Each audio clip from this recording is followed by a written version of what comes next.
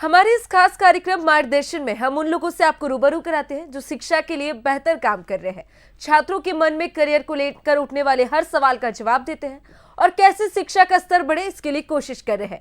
मार्गदर्शन को इस खास पेशकश में हमारे साथ इंदौर से साजिद हुसैन मौजूद है जो स्कॉलर अकेडमी के डायरेक्टर हैं।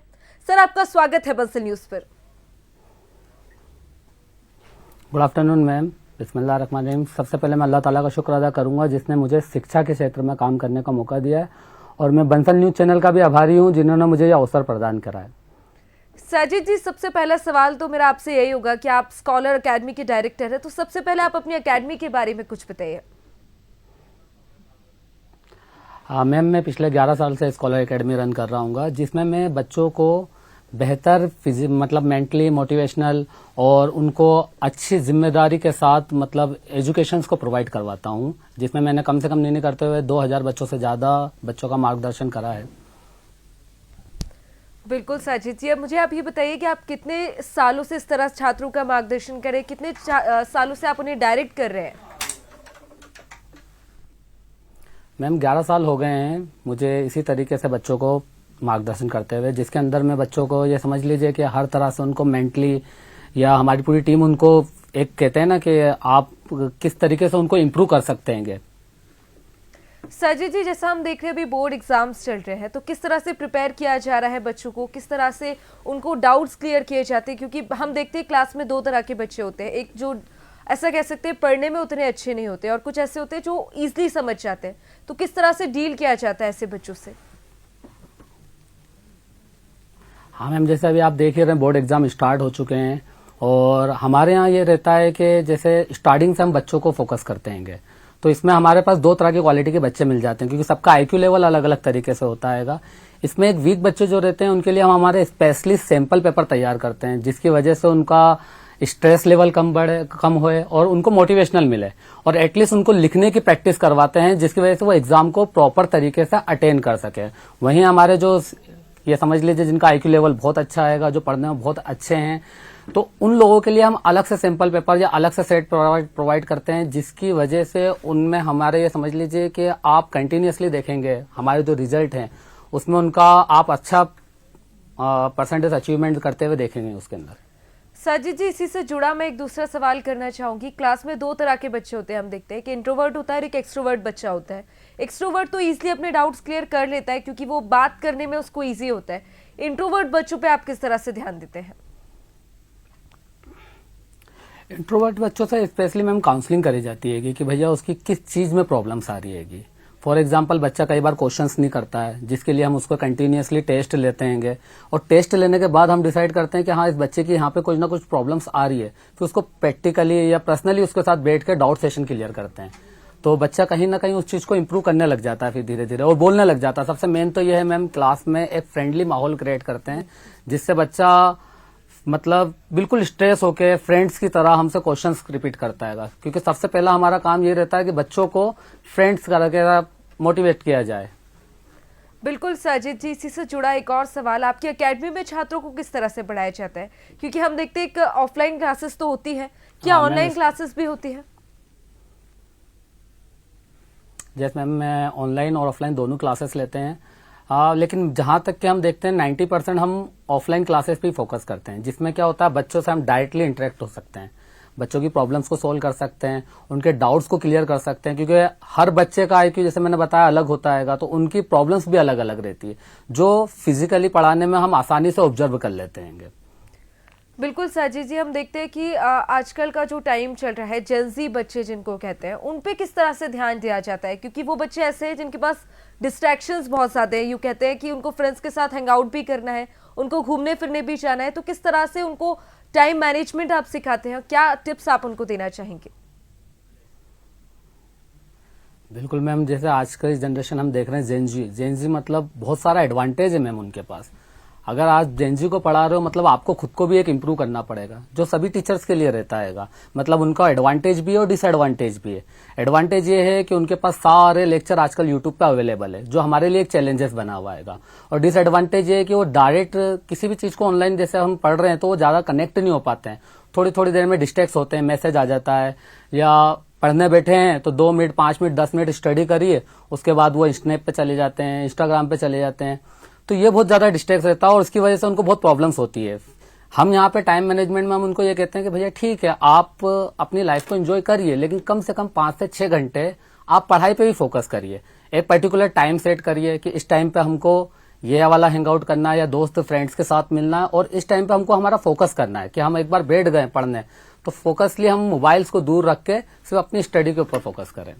साजिद जी, जैसा आपने कहा कि इंस्टाग्राम सोशल मीडिया पर बच्चे इस तरह पहुंच जाते हैं, तो एक सबसे बड़ी चीज जो सोशल मीडिया की आपने कही कि चंद लाइक्स के चक्कर में जो स्टूडेंट्स होते हैं कुछ भी कर रहे हैं, अपनी पढ़ाई को इग्नोर कर रहे हैं, लेकिन उनको अपने वीडियोस वायरल कराने हैं, कुछ भी उसके लिए टीचर्स में हम देखते हैं कि उस तरह का कंपटीशन आ जाता है, तो उससे कैसे कोई भी बच्चा निकल सकता है? हाँ मैम, ये आज एक बहुत ही ज्यादा मतलब प्रॉब्लम वाली बात है कि हर सोशल मीडिया इंसान अभी यही सोच रहा है कि हम लोग है ना कोई भी वीडियो बनाए वो वायरल हो जाए और सक्सेस पे पहुंच जाए, और जिसमें ज्यादातर ये देखा गया है कि कई बच्चे फेलियर हो जाते हैं, और फेलियर होने के बाद उसके अंदर मतलब समझ लीजिए ना तो पढ़ाई पे फोकस कर पाते हैं और ना ही अपने यूट्यूब चैनल के ऊपर ग्रोथ कर पाते हैं। तो यहाँ पे एक इंस्टाग्राम का बहुत, या ये कह सकते हैं सोशल मीडिया का आज बहुत ही बड़ा डिसएडवांटेज बच्चों के अंदर देखने को मिल रहा है। हम बच्चों को ये गाइड करते हैं कि ठीक है आप अपना एक वर्क कर रहे हैं, लेकिन वो सेकेंडरी आपकी ऑप्शन होना चाहिए, फर्स्ट प्रायोरिटी आप हमारी एजुकेशन से जुड़े रहें। बिल्कुल साजिद जी, अब आप मुझे ये बताइए कि आज के दौर में इस वक्त छात्रों पर एक्सपेक्टेशन का काफी ज्यादा प्रेशर होता है, क्योंकि उनको फ्रेंड्स से भी कंपटीशन करना है, फैमिली प्रेशर भी है, उसके बाद एक सोशल मीडिया का तो अलग ही प्रेशर है कि स्टोरी अपलोड करनी है। तो ऐसे में आप स्ट्रेस मैनेजमेंट के बारे में क्या कहना चाहेंगे? हाँ मैम, आज का जो टाइम है स्ट्रेस मैनेजमेंट में देखा जाए बच्चों को कुछ ज्यादा ही हो गया है, क्योंकि रीजन ये है कि जो हमारे टाइम का दौर था वहां पे सोशल मीडिया इतना एक्टिव नहीं था, ना ही इतने रिसोर्सेस थे हमारे पास कि हम आसानी से उस चीज को वायरल कर सकें। लेकिन आज के टाइम में बच्चों को जरा सी भी चीज, जैसे हम अगर मान लो किसी बच्चों को डांट भी देते हैं तो वो सोशल मीडिया के ऊपर अपनी उदास वाली स्टेटस लगा रहा है, बुरा मान के लगा रहा है। यहाँ पे हम बच्चों के साथ साथ पेरेंट्स की भी काउंसलिंग करते हैं कि कम से कम आप बच्चों को इस तरह से गाइड करें कि वो इस तरह से अपने डिस्ट्रैक्ट ना हो। बिल्कुल साजिद जी, हम स्टडी की तो बात करते हैं, साथ में पर्सनालिटी डेवलपमेंट भी उतना ही जरूरी होता है, क्योंकि एक बार स्टडी आपने कर ली पर अगर आपकी पर्सनालिटी नहीं है तो आपको जॉब मिलने में शायद प्रॉब्लम हो सकती है। तो उस तरह में किस तरह से आपकी एकेडमी हेल्प करती है ऐसे बच्चों को? हाँ, इस तरह के बच्चों को हम लोग है ना बाकायदा उनको एक सेशंस देते हैं कि हम किस तरीके से हमारी वार्तालाप करना चाहिए, या हमको किन किन चीजों से मतलब ये कह सकते हैं कि हमको स्किल्स के ऊपर वर्क करवाते हैं। आज आप देखेंगे कि डिग्री ही महज सब कुछ नहीं हो गया, किसी न किसी पर्टिकुलर स्किल्स के ऊपर भी बच्चे की मेहनत होना बहुत जरूरी है।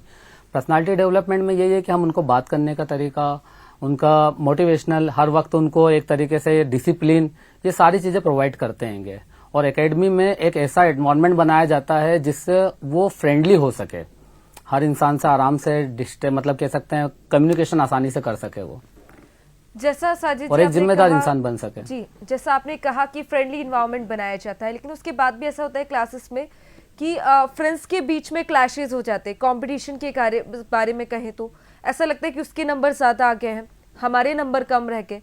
तो ऐसे बच्चों में जो प्रेशर क्रिएट होता है उससे आप किस तरह से डील करते हैं?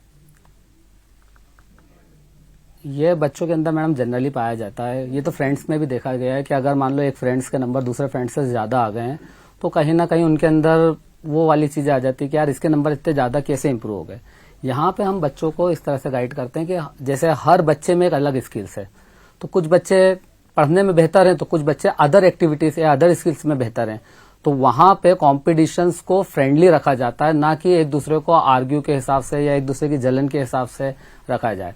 जैसे एग्जाम्पल के तौर पे अगर कोई बच्चा टॉप कर भी रहा है तो हम उसको अप्रिशिएट तो कर रहे हैं, लेकिन साथ में जो बच्चा वीक है उसको भी अप्रिशिएट किया जाता है ताकि वो अगले कंपटीशन या अलग टेस्ट के अंदर वो अच्छा इंप्रूव कर सके। बहुत अच्छी बात साजिद जी आपने कही। अब मैं अगर अपने दौर की बात करूं तो पहले क्लासेस में ऐसा हम देखते थे, एक ब्लैक बोर्ड होता था और पट्टी बिछा दी, उस पर बच्चे बैठ के पढ़ रहे हैं। लेकिन अब टेक्निकल एजुकेशन आ गए हैं, बहुत सारी चीजें डेवलप हो गई हैं, टेलीप्रॉम्प्टर आ गया है। वहीं बात करें तो करंट टाइम में कितना यूजफुल ये हो गया है, क्योंकि क्लासेस में हम देखते हैं बहुत ज्यादा टेक्निकलिटीज आ गई है, तो कितना डिफरेंस अब क्रिएट हो गया है। मैडम बहुत सारा डिफरेंस हो गया है, क्योंकि अगर आप देखेंगे अभी का जो दौर चल रहा है वो डिजिटल बोर्ड का चल रहा है। आप डिजिटल बोर्ड के ऊपर अगर किसी चीज को प्रोवाइड कर रहे हैं तो हम सारी चीजें उसको एक साथ दिखा सकते हैं, पढ़ा सकते हैं, वहीं के ऊपर लाइव एग्जाम्पल भी समझा सकते हैं। वही जो हम हमारे दौर की बात करते हैं तो ब्लैक बोर्ड पे ये फैसिलिटीज अवेलेबल नहीं थी। अब कम टाइम में ज्यादा हम एजुकेशन बच्चों को प्रोवाइड कर सकते हैं। बिल्कुल साजिद जी, हम देखते हैं एग्जाम टाइम पर प्रेशर होता है, तो पेरेंट्स इसमें क्या हेल्प कर सकते हैं? क्योंकि ज्यादातर बच्चा या तो स्कूल में रह रहा है या तो कोचिंग क्लासेस में या फैमिली के साथ रह रहा है, तो फैमिली किस तरह से मददगार किसी भी बच्चे के लिए हो सकती है? क्या टिप्स आप फैमिली को देना चाहेंगे? हाँ मैम, जैसे जब ये अभी आप देख रहे हैं कि अभी एग्जाम टाइम स्टार्ट हो गया और 10th 12th के एग्जाम भी स्टार्ट हो गई है कि यहाँ पे पेरेंट्स को ये बात का ध्यान रखना चाहिए कि बच्चों को ज्यादा, जैसे मैंने कई बच्चों के पेरेंट्स को देखा है कि वो अगर खेल भी रहा है तो उसको डायरेक्टली बोलते हैं आप खेल क्यों रहो, आप पढ़ो। तो हर वक्त तो बच्चा पढ़ नहीं सकता हैगा। तो यहाँ पे अभी जैसे एग्जाम चल रही है तो एग्जाम के अंदर बच्चे को, पेरेंट्स को ये करना चाहिए कि उसको ज्यादा से ज्यादा मोटिवेट करें। आपने जितना पढ़ा है, जितना याद करा है, आप उसके लिए मतलब उसको सेटिस्फेक्शन दे, ठीक है ये एग्जाम है, ना कि लाइफ का चैलेंज। क्योंकि मैंने अधिकतर पेरेंट्स को ये देखा है कि वो इस वक्त बच्चों को बहुत ज्यादा, मतलब बच्चे से ज्यादा तो पेरेंट्स उसको स्ट्रेस दे देते हैं। तो बच्चों को ये चाहिए, पेरेंट्स को ये चाहिए कि वो उसको मोटिवेट करें, ना कि उसको स्ट्रेस या प्रेशर करें एग्जाम का। साजिद जी, जैसा आपने कहा कि प्रेशर नहीं करना चाहिए, पर हम देखते हैं कि क्लासेस में या स्कूल टाइम पे बहुत सारी कल्चरल एक्टिविटीज भी साथ में होती है, स्पोर्ट्स में भी बच्चे होते हैं, डांस में होते हैं, कई तरह की एक्टिविटीज होती है। ऐसे में बैलेंस किस तरह से कोई भी स्टूडेंट बना सकता है? मैडम बिल्कुल बिल्कुल आराम, इससे एक्टिविटीज तो बच्चे के ये समझ लीजिए स्किल्स को डेवलप ही करती है। अगर बच्चा पर्टिकुलर ये अगर किसी एक्टिविटीज में पार्टिसिपेट करता है, चाहे वो किसी भी कल्चर प्रोग्राम में या स्पोर्ट्स में लेता है, तो मैडम वो उसका एक पर्टिकुलर टाइम होता है। उसके अलावा बच्चों को सिर्फ पढ़ने के अंदर कितना टाइम चाहिए, मुश्किल से अगर वो बैठे और फोकस के साथ पढ़े तो 1 घंटा, ज्यादा से ज्यादा 2 घंटे, इससे ज्यादा उसको डिमांड करने की जरूरत ही नहीं है। लेकिन अगर वो कल्चर एक्टिविटीज में पार्टिसिपेट करेगा तो उसकी एक और स्किल्स उसको निखर के आ सकती है, उसको अपना एक टैलेंट पता कर सकता है वो। तो दोनों चीजों के बैलेंस के हिसाब से बच्चा, मतलब कह सकते हैं कि आप इम्प्रूव करवा सकते हैं बच्चे को। बिल्कुल साजिद जी, और एक और सवाल मेरे दिमाग में अभी आया कि हम देखते हैं कि अभी का जो स्कूल का टाइम है पहले से काफी अलग हो गया, डिजिटल तो हो ही गया है, साथ में बच्चों के ऊपर हम देखते हैं कि प्रेशर है, उसके साथ एक डिग्री को लेकर होड़ भी लगी होती है कि ये डिग्री मिल जाएगी, जॉब मिल जाएगी, पर ऐसा नहीं है। मुझे ऐसा लगता है कि डिग्री के साथ स्किल्स होना भी उतना ही जरूरी है। ऐसे बच्चों को किस तरह की टिप्स आप देना चाहेंगे? बिल्कुल मैम, मैंने स्टार्टिंग में बोला था, डिग्री के साथ अगर आज के टाइम में एक स्किल्स उसके साथ ऐड नहीं है तो मुझे नहीं लगता है कि वो लाइफ में कोई सक्सेसफुल है, या ये कह सकते हैं कि वो कोई अच्छी अपॉर्चुनिटी पे पहुंच सकता है। क्योंकि आज का जो टाइम है वो स्किल्स पे ज्यादा डिपेंड करता है। डिग्री हमारे पास एक माध्यम होती है, लेकिन उसकी जो भी स्किल्स है, जैसे फॉर एग्जांपल कोई बच्चा अगर क्रिकेट में है या कोई डांस में है, या जैसे अभी आपने नाम लिया था सोशल मीडिया का, कोई बच्चा वीडियोस में ही है, तो हम उसकी स्किल्स के ऊपर वर्क करें और पेरेंट्स उसका सपोर्ट करें, जिसकी वजह से वो अपने फ्यूचर को भी सिक्योर कर सकता है और उसको भी एक आइडिया लग सकता है कि मैं अगर मान लो इस फील्ड में नहीं जा सकता हूं तो कम से कम मैं इस फील्ड में अपना बेस्ट दे सकूं। साजिद जी, हमने जेंजी की बात की, तो आपको क्या लगता है जेंजी में एक अच्छी बात क्या है और एक बुरी बात क्या है जिसको उनको सुधारना चाहिए? जेंजी में सबसे बुरी बात तो यही है मैम कि वो किसी की सुनते नहीं हैंगे। थोड़ी सी देर में स्ट्रेस कर लेते हैं, थोड़ी सी देर में अकेला फील कर लेते हैं, थोड़ी सी देर में एक सोशल मीडिया की दुनिया को अपनी जीवन को समझ लेते हैं। ये एक डिसएडवांटेज है। और सबसे अच्छा एडवांटेज ये है मैडम कि उनको सारी चीजें, रिसोर्सेस और जो लाइफ स्टाइल उनको मिल रही है वो एडवांटेज ही है उनके लिए। हर चीज उनको नेट के ऊपर एक क्लिक के ऊपर अवेलेबल हो जाती है, पूरी दुनिया उनके लिए एक क्लिक के ऊपर अवेलेबल हो जाती है, कि उनका एडवांटेज है। बहुत अच्छी बात अगर आपने कही कि अगर बच्चा ठान ले तो किसी भी एजेंसी के पास बहुत सारी चीजें हैं, रिसोर्सेज हैं जिससे वो सफलता तय कर सकता है। अब मैं एजुकेशन फील्ड में आपसे ये जानना चाहूंगी कि बंसल ग्रुप के कंट्रीब्यूशन को आप किस नजरिए से देखते हैं? मैडम बंसल ग्रुप के कंट्रीब्यूशन को तो मैं ये देख रहा हूँ कि मैं पिछले 11 साल से बंसल ग्रुप से जुड़ा हूँ और वहाँ के जो प्रोग्राम्स होते हैं एग्जाम्पल के तौर पे, चाहे कल्चर प्रोग्राम हो या टीचर ट्रेनिंग प्रोग्राम हो जिसमें टीचर्स को भी सम्मान किया जाता है, या अपने कैंपस से रिलेटेड जो कैंपस बुलाए जाते हैं और बच्चों की फील्ड में सिलेक्शंस होते हैं, ये सारी चीजें मैंने बंसल ग्रुप में बहुत अच्छे से देखी है। क्योंकि मेरे जो मित्र हैं बंसल ग्रुप में, अभिषेक सर, उनसे मेरा काफी पुराना याराना भी रहा है। और मैंने एक चीज और नोटिस करी जो बंसल ग्रुप की सबसे अच्छी थी कि जब मैंने स्टार्टिंग में, जैसे मैंने बताया है आपको कि मेरी जो क्लास है स्कॉलर एकेडमी, वहां पे बहुत सारे ऐसे बच्चे भी हैं जो मिडिल क्लास बच्चे थे, तो उनके फाइनेंशियली भी इशू थे लेकिन जब मैंने बंसल में बात करी और बंसल ने उनकी जो फीस का कंस्ट्रक्शन करा और उनको जो कैंपस अपॉर्चुनिटी दी है, अल्हम्दुलिल्लाह उसमें बच्चों को बहुत ज़्यादा हेल्प मिली। तो मैं इसके लिए बंसल का बहुत ज़्यादा शुक्रगुजार हूँ। बिल्कुल साजिद जी, अब मैं आपसे जानना चाहूंगी, जैसा कि हम देख रहे हैं बोर्ड एग्जाम्स का दौर चल रहा है, तो मैं अगर मेरे टाइम को याद करूं तो सबसे ज़्यादा चलता था कि एग्जाम टाइम पे टाइम टेबल बना लेते थे। वो शायद फॉलो करना उतना मुश्किल होता था कि शायद कोई बच्चा करता भी नहीं होगा। तो कोई भी बच्चा किस तरह से अपना डे प्लान कर सकता है पढ़ाई के लिए, और एग्जाम से एक दिन पहले उसको क्या करना चाहिए? मैडम जैसे अभी एग्जाम टाइम चल रहा है, तो इसमें तो बच्चा जितना ज़्यादा अपने नोट्स को और जो उन्होंने पर्सनली अपने क्वेश्चंस अगर या सैंपल पेपर जो दिए गए हैं उसको पढ़े तो ज़्यादा बेहतर है। और एग्जाम से पहले मैं यही कहूँगा कि वो जितना भी पढ़ना चाहे, जैसे एग्जाम्पल के तौर पे कल फिजिक्स का पेपर रहेगा, तो वो आज जितना पढ़ सकता पढ़े, 8, 9, 10, 11 बजे तक के, लेकिन कम से कम 5 घंटे की नींद वो जरूर ले। क्योंकि क्या होता है, कई बार हम नींद नहीं लेते हैं एग्जाम से पहले, तो हमने जो याद भी कर रखा है, मैंने अधिकतर देखा बच्चों को, वो एग्जाम टाइम पे भूल जाते हैं। तो मेरे बच्चों से यही कहना है कि अभी जितना आपने पढ़ा है, जो तैयारी आपने करी, जो सैंपल आपने करे, उसको रिवीजन करें और कम से कम एग्जाम से पेपर से पहले 5 घंटे या 6 घंटे की नींद आप जरूर लें। साजिद जी, हम देखते हैं कि कई तरह के ऐसे स्टूडेंट्स होते हैं जो बहुत मेहनत करते हैं, पढ़ाई भी करते हैं, लेकिन एग्जाम टाइम पे सारा जो भी याद किया होता है वो भूल जाते हैं, या जो भी मेमोराइज किया होता है वो याद ही नहीं रहता। वो बच्चे क्या कर सकते हैं? उन बच्चों को भी ज्यादा लोड नहीं लेना चाहिए। होता है ये, कई बार स्ट्रेस में बच्चा भूल जाता है।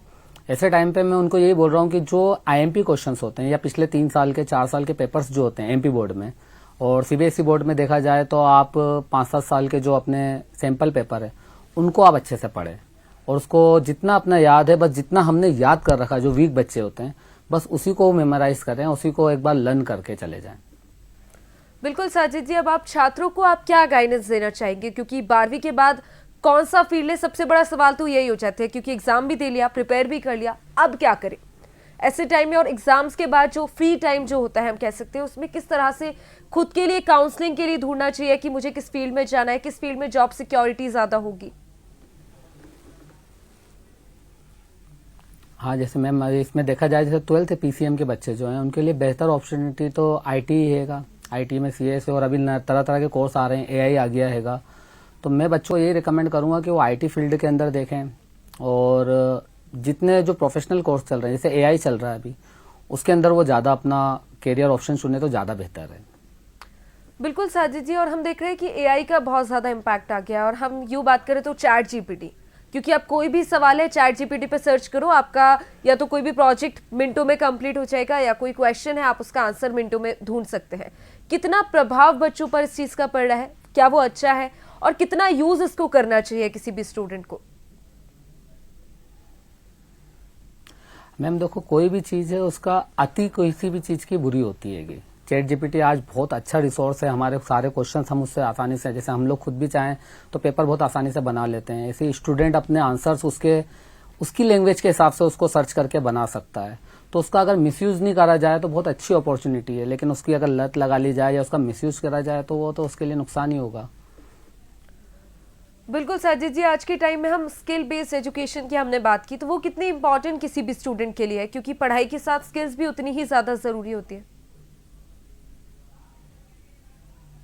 बिल्कुल मैम, जैसे मैंने पहले ही बोला है कि स्किल्स आज के महीने में ज्यादा वो रखती है कि जैसे फॉर एग्जांपल अगर आप आईटी में जा रहे हो और आपके पास एक्स्ट्रा कोर्स की स्किल्स है, लाइक एग्जांपल आपने पहले ही आपने पाइथन कर रखा है या आपने जावा कर रखा है, तो आपको कैंपस में अपॉर्चुनिटी ज्यादा मिलेगी। बिल्कुल साजिद जी, और हम कॉम्पिटिटिव एग्जाम्स की बात कर रहे हैं, तो 12th के साथ बहुत सारे बच्चे होते हैं जो कॉम्पिटिटिव एग्जाम्स के लिए प्रिपेयर कर रहे होते हैं, तो ऐसे बच्चों को क्या स्पेशल एडवाइस आप देना चाहेंगे? कॉम्पिटिटिव एग्जाम के लिए मैम यही एडवाइस है बच्चों के लिए कि वो जितना 1-2 साल में तैयारी करते हैं, जो कॉम्पिटिटिव एग्जाम जो होता है उसमें सिलेक्शन आपने देखा होगा कि बहुत ना के बराबर होता है। तो जिन बच्चों का सिलेक्शन हो जाता है उनके लिए तो मेरी शुभकामनाएं रहती है, लेकिन जो बच्चे सिलेक्शन नहीं कर पाते हैं या अपनी तैयारी में कोई इश्यूज रह जाते हैं, तो उनके लिए एक सेकंड ऑप्शन उनको चूज करके रखना चाहिए। जैसे एग्जाम्पल के तौर पर अगर हम जेई के अंदर देखा जाए तो जेई के अंदर एडवांस में हम नहीं जा पा रहे हैं, तो हम जो जेई एग्जाम दिए उसके बाद हमारे बहुत सारे कॉलेजेस हैं जिसमें हम आराम से एडमिशन लेके उस प्रिपरेशन को कंटिन्यू कर सकते हैं। तो अपना साल ना खराब करें आप कॉम्पिटेटिव एग्जाम में। और कॉम्पिटेटिव एग्जाम की तैयारी करनी है आपको, तो उसमें आपको टाइम मैनेजमेंट बनाना पड़ेगा। जो आपको डिफिकल्ट सब्जेक्ट लगते हैं वो आपको पहले पढ़ना पड़ेंगे, और जो ईजी लगते हैं उसको आप बाद में स्टडी करिए। साजिद जी, हमने इस पर तो बात की थी कि किस में जॉब सिक्योरिटी ज्यादा है, किस फील्ड में बच्चे को जाना चाहिए, लेकिन कई बार ऐसा होता है कि बच्चा कंफ्यूज होता है। उसको लगता है कि उसको सीए बनना है, सीए के लिए वो पढ़ाई करने लगता है, पर कुछ ही टाइम बाद उसको रियलाइज होता है कि यार ये मेरे लिए शायद नहीं बना है। तो ऐसे बच्चों को किस तरह से काउंसलिंग दी जाती है, क्या करे वो बच्चे? मैडम ये केस मेरे पास बहुत आते हैं कई बार। जैसे मेरे पास अधिकतर पीसीएम और पीसीबी के बच्चे पढ़ते हैं। तो बायो के बच्चे थोड़े दिन पढ़ने के बाद अक्सर साल 2 साल बाद बोलते हैं कि अब हम मैथ्स में जाना चाहेंगे। तो यहाँ पे मैंने कहीं ना कहीं पेरेंट्स का फैक्टर देखा है कि अभी ये फील्ड नहीं तो आप ये फील्ड कर लो, ये फील्ड नहीं तो ये फील्ड कर लो। ये गलत है। आपको एम पहले से ही चुनना पड़ेगा, और जिस फील्ड को आपने चुन रखा है कम से कम उसके ऊपर आप फोकस रखिए। जैसे एग्जाम्पल के तौर पर हम सीए की पढ़ाई कर रहे हैं और सीए नहीं बन पाए, तो अब हम जेई में आ गए। अब जेई की पढ़ाई करेंगे 4 साल, तो आपका फ्यूचर तो यूं ही कह सकते हैं खत्म हो गया। क्योंकि हमारे पास एक टाइम पीरियड होता है पढ़ने का भी। उस टाइम पे आप जितना अच्छा जो चीज का लक्ष्य आपने बना रखा वो पढ़ लोगे तो आप उसमें 100% सफलता प्राप्त कर लोगे। साजिद जी, जैसा हमने बात की, फेलियर जो होते हैं, जो बच्चे नहीं पढ़ पाते और कुछ टॉपर्स बच्चे होते हैं, उनके बीच एक बच्चा होता है एवरेज स्टूडेंट जिसको कहते हैं, उसके लिए किस तरह से डील की जाती है? क्योंकि वो पढ़ भी लेता है, एग्जाम टाइम पे उसका कहना होता है कि मैं एग्जाम के एक दिन पहले प्रिपेयर कर लूंगा, पर क्या वो होता है पॉसिबल, और क्या वो स्किल्स ऐड ऑन कर सकता है अपनी लाइफ में? नहीं मैम, ऐसा है एक दिन पहले प्रिपरेशन तो हो ही नहीं सकती है, क्योंकि अगर आपको एग्जाम फोकस करना है तो कम से कम आपको थोड़ा टाइम पहले से प्रिपरेशन तैयार करना पड़ेगी। और जो इस तरह के बच्चे होते हैं, एवरेज बच्चे, जो हाँ अभी हम पढ़ लेंगे, हम बाद में देखेंगे, उनके लिए तो मैं यही एडवाइस करूंगा कि भैया पहले आप पढ़ाई स्टार्ट करिए। और एक दिन पहले पढ़ाई नहीं हो सकती है, एक दिन पहले कोई पॉसिबिलिटी नहीं हो सकती है। कि बच्चे होते हैं ऐसे मेंटेलिटी, तो मैं उसके ऊपर कुछ ज्यादा बोल नहीं पाऊंगा, क्योंकि मेरा मानना है कि एक दिन पहले कुछ भी नहीं हो सकता है। साजिद जी, सबसे अहम और सबसे ज़रूरी सवाल तो मैं यही करूंगी कि हमने सब चीज़ों पे बात की, हमने किस तरह से सक्सेसफुल बने उस पर भी बात की, लेकिन कुछ बच्चे ऐसे होते हैं जो पूरी मेहनत करते, कड़ी मेहनत के बाद भी फेलियर उनको मिलता है, वो उतना सक्सेस उनको नहीं मिल पाती, तो उनको आप क्या कहना चाहेंगे? उनके लिए तो मैं ये कहूंगा, देखो फेलियर जो होता है, अगर बाय चांस वो किसी चीज में फेल हो गए हैं तो वो अपनी कमी देखे कि हम किस चीज में फेल हो गए। उसके बाद फिर वो उसके ऊपर अपना वर्क करे। अगर उसका लक्ष्य तय है तो फेलियर एक बार हो सकता है, 2 बार हो सकता है, तीसरी बार में उसको 100% सफलता मिलेगी। तो मैं उसको ये कहूंगा कि अपने लक्ष्य की ओर कंटिन्यू रहे वो। अगर आप मेहनत करते हो तो मेहनत एक दिन तो सफलता देती ही देती है आपको, क्योंकि सफलता का कोई शॉर्टकट नहीं होता है। जैसा आपने साजिद जी कहा कि सफलता का कोई शॉर्टकट नहीं होता, आपको मेहनत करनी ही होगी तभी शायद आपको सफलता मिलेगी। तो ऐसे बच्चे भी हम देखते हैं जो पढ़ाई कर रहे हैं, उनको सफलता भी मिल गई, 12th के बाद उन्हें डिसाइड भी कर लिया आप क्या करना है, लेकिन उसके बाद वो भटक जाते हैं, या यूं कहें कॉलेज लाइफ में इतना मग्न हो जाते हैं कि भूल ही जाते हैं कि मेरा शायद लक्ष्य कुछ और था। हाँ मैम, यहाँ पे भी एक यहाँ पे टीचर्स और पेरेंट्स दोनों का एक गाइडेंस हो सकता है, क्योंकि बहुत सारे बच्चे कॉलेज लाइफ में अधिकतर देखा है कि भटक जाते हैं 6 महीने साल भर पहले के, मतलब अगर फर्स्ट सेम कर रहे हैं तो वो एक चकाचौंध में खो जाते हैं। तो यहाँ मैं पेरेंट्स से ही बोलूंगा कि आप अपने बच्चों को थोड़ा सा फोकस रखें, उनके टाइमिंग को देखें, उनके कॉलेज के ऊपर। आप जैसे ये ज्यादातर कॉलेज में इशू रहते हैं, तो वो अपनी लेक्चर्स अटेंड कर रहे हैं या नहीं कर रहे हैं, इसका छोटा सा गाइडेंस रखें। वो थोड़ा सा उनको, मतलब ये 100% उनको फ्री ना देते हुए थोड़ी सी उनकी सिक्योरिटी रखें। जी साजिद जी, जैसा आपने कहा, तो आप मुझे किसी बच्चे की स्टोरी अगर आप सुनाना चाहें, यूं कहे कि 2 लाइनों में आप मुझे बताना चाहें, एक फेलियर बच्चा जो एक टॉपर बन गया। आपकी क्लासेस में कई तरह के ऐसे बच्चे होते हैं। हाँ मैम, ऐसे बहुत सारे एग्जाम्पल्स हैं मेरे पास, तो जो फेलियर टॉपर्स बने हैंगे। और इनफैक्ट एक तो आपके यहाँ के सिलेक्शंस में देखा जाए, मतलब मैंने बहुत सारे बच्चों को देखा है, अगर उनको सही तरीके से मोटिवेशन मिलता है तो बाकायदा, जैसे 10वीं में उनको सप्लीमेंट्री मिली, लेकिन 12वीं के अंदर उन्होंने आते आते मतलब टॉप कराएगा। ऐसे बच्चे बहुत सारे देखे हैं मैंने। बिल्कुल साजिद जी, अब आप जाते जाते अभी सभी स्टूडेंट्स को क्या टिप्स देना चाहेंगे, क्योंकि बोर्ड एग्जाम्स चल रहे हैं, बोर्ड एग्जाम जल्दी खत्म भी हो जाएंगे, एक सिंगल एडवाइस आप बच्चों को क्या देना चाहेंगे? मैं सिंगल एडवाइस बच्चों को बस यही दूंगा, बेटा स्ट्रेस बिल्कुल नहीं लेना है, जितना आपने पढ़ा है बस उसको रिवाइज करिए और फ्री माइंड अपना एग्जाम दीजिए, और जो पेपर हो चुका है उसको भूल के, चाहे वो अच्छा गया है या बुरा गया, उसको भूल के अगले पेपर की प्रिपरेशन में लग जाइए। बिल्कुल, धन्यवाद साजिद जी हमारे साथ जुड़ने के लिए और अहम और जरूरी जानकारी बच्चों को देने के लिए। और इसी के साथ हमारे खास प्रोग्राम मार्गदर्शन में इतना ही। उम्मीद है आज की चर्चा से आपको अपने करियर और एजुकेशन के लिए नई डायरेक्शन मिली होगी। मिलते हैं अगले एपिसोड में एक नए टॉपिक और नए एक्सपर्ट के साथ। नमस्कार।